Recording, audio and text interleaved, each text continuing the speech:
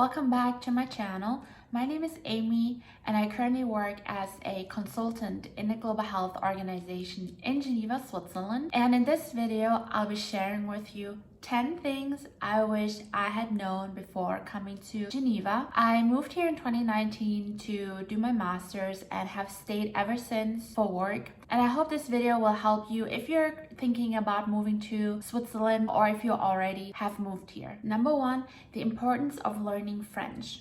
So while Geneva is a truly multilingual city, 50% of its residents are actually expats or people who are non-Swiss. The official language in Geneva is French. You'll find that a lot of people, especially in administrations in Geneva, don't speak English, and all of your paperwork will also be done in French, including your taxes, your resident permit paperwork. All of that is gonna be in French. And that's something I didn't realize when I moved to Geneva, is how important it actually is to speak the language or at least understand the language to integrate yourself into life in Geneva. While on a daily basis, you can probably get around only speaking English, I do think it was really helpful to speak French to be able to truly immerse yourself and integrate yourself into life in Geneva. An interesting fact is actually that there are 4 official languages spoken in Switzerland, including French in the French-speaking part,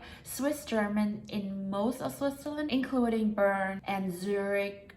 Then there's Italian, which is spoken in the south of Switzerland in Ticino, and Romansh, which is lesser known, I think. If you travel around Switzerland, it's probably enough to know English, but like I said, if you think about integrating yourself into Swiss life, wherever you are, I think it's really beneficial to be able to speak the language of the region.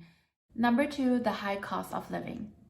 Geneva is known to be one of the most expensive cities in the world. From rent to groceries, be prepared to pay higher prices even for the same product. Actually, there's an interesting Big Mac index which you can look up, which shows the different prices for a Big Mac.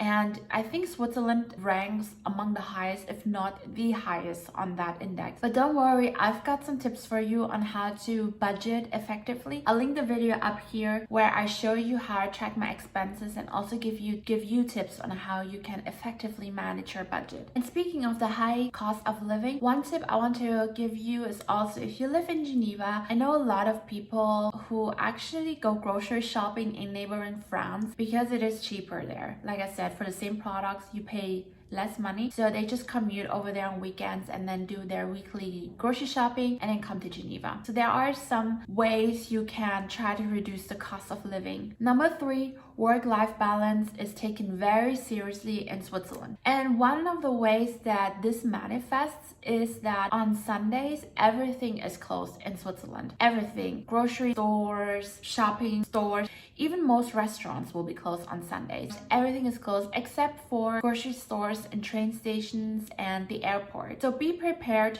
to do all of your grocery shopping on Saturday or under the week, because on Sunday it's almost impossible to get any kind of food. Speaking of work-life balance, everything in Geneva also closes freaking early. So even under the week, if you wanted to do your grocery shopping, most grocery stores will close around 7 p.m. except for Thursdays. Then they stay open a little bit longer. But that was really shocking to me because I lived in London before, where everything was so accessible and you'd even find stores that open 24/7. But no, that's not the case in Switzerland at all. Here, you really have to be well planned really to get all your life admin and your grocery shopping done on time. Especially if you have a full-time job, it can be quite challenging to find food after work if you end up working till 7 but then come home and all the grocery stores are already closed.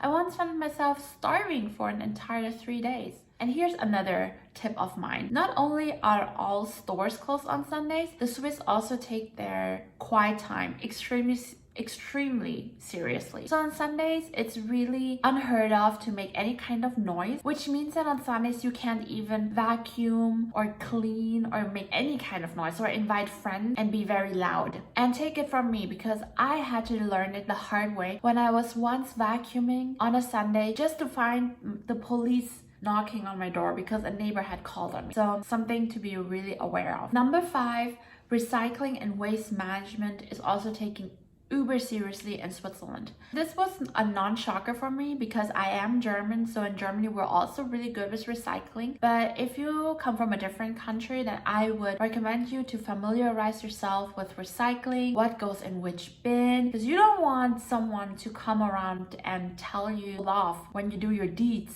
Number 6, social life in Geneva and how hard it is to make friends.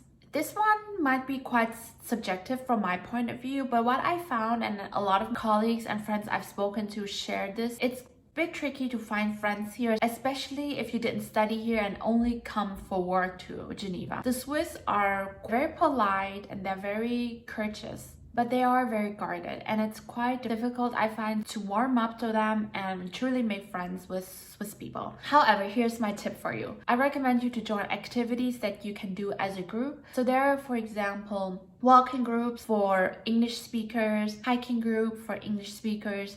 There are even walking groups for English-speaking women. So I would recommend you to join these groups, join their WhatsApp groups, go on a couple of hikes and walks, and that way you'll be able to meet fellow English speakers and make friends with them, while also getting some exercise in, so that's a double plus. Number 7, expensive healthcare. If you watched my last video, you know that most employers do not cover health insurance costs in Switzerland. While it is obligatory, you have to pay for it yourself. The healthcare system is very expensive in Switzerland by far. Before this, I lived in London where we have the NHS. I'm from Germany where healthcare is also covered, but in Switzerland it's really upon the individual to take care of their healthcare expenses. So this is something to just be very mindful of and budget for when you come to Switzerland. However, here's another tip of mine. If you're a student, again, you don't really have to worry about it. There are very affordable options for students, which actually makes me think that, sorry, this is a bit unstructured at this point, but the experiences that you will have when you move to Geneva as a student will be, I would say, radically different than when you move to Geneva as a working professional. With everything in terms of costs of living, in terms of making friends, everything. Because as a student, there are a lot of rebates for you, and there are options for you to drastically reduce your living expenses, like student housing, cheaper health insurance, groceries you can shop in France. So there are really a lot of options for you. Number 8, Geneva, the world village. Around 50% of the residents in Geneva are actually non-Swiss people, mostly working for international organizations or another international non-governmental organization. So you hear all sorts of languages, which is awesome. And it really feels like it's a little world village. And by world village, I really want to underline the word village, because Geneva can feel quite small if you live here. You bump into people all the time. It's really a close-knit community of expats living here. Number 9, the stunning nature. Of course, I can't end this video without mentioning the beautiful nature in Switzerland, which is really accessible from Geneva with the beautiful lake that we have here. We're surrounded by beautiful mountains. So Geneva really is a perfect place if you're an outdoor enthusiast, because you can go hiking in the mountains in the summer, go skiing, swim in the lake in summer and in winter. So there's no reason to not get more athletic and healthy in Switzerland. Number 10, is Geneva the city of the healthy, wealthy, and wise? Well, really depends on who you ask and how you make use of your time when you move here. There are a lot of great options, like I mentioned to you, in terms of outdoors and making friends with the expat community, or learning French to make friends with Swiss people even. Personally, I really enjoyed my time here, which is why I have been here. And yeah, that sums up the video without me rambling on even more.